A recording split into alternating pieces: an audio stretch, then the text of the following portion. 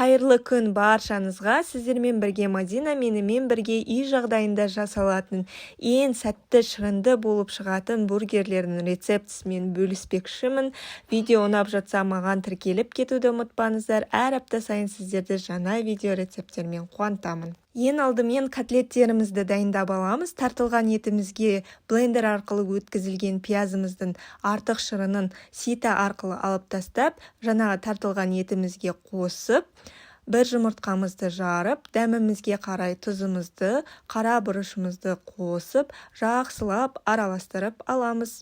Котлеттерімізді жасаған уақытта жақсылап осылайынан қолымызға ұрып аламыз да, жаңағы қамырымыздың көлеміне қарай котлеттерімізді дөңгелектеп, жалпақ етіп жайып алып, тақтайымызға пищевая пленкамызды төсеп, жаңағы жалпақ етіп жасап алған котлеттерімізді орналастырып, тоңазытқышқа жарты сағатқа салып қойып қана пісіріп аламыз. Бургеріміздің қамырына кірісеміз. Жылы суымызды алып, үстінен тұзымызды, қантымызды, ашытқымызды қосып, жақсылап араластырып аламыз да, сұйық майымызды қосып, ұнымызды алдын ала ситадан өткізіп алып, 3-4 бөлікке бөле отырып, қосып жақсылап араластырып, жұмсақ етіп, қамыр илеп аламыз.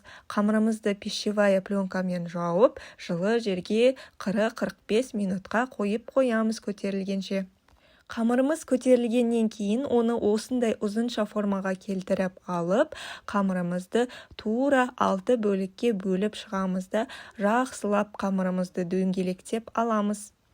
Қамырларымызды алдын ала пергамент қағазы төселген противенімізге орналастырып, бетін орамалмен жауып, жарты сағатқа көтерілгенше қойып қоямыз. Қамырымыз осындай дөңгелек етіп әдемі болып көтеріледі. Оны жұмыртқаларымызбен әдемілеп жағып шығып, бетіне кунжуттарымызды сеуіп аламыз да, алдын ала 180 градуста қыздырылған пеште 35-40 минуттай пісіріп аламыз.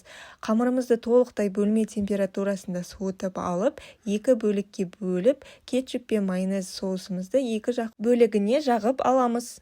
Оның үстінен салат жапырағымызды, қиярымызды орналастырып, котлетімізді қойып, қызанағымызды орналастырып, тағы да салат жапырағымызды қойып, ең соңынан жаңағы кунжут себілген жағын бетіне қойып, осындай әдемі етіп бургерлерімізді жинап, қонақтарымызға ұсына береміз. Міндетті түрде жасап көріңіздер, сіздерге ұнайды деген үміттемін. Барлықтарыңызға ас болсын.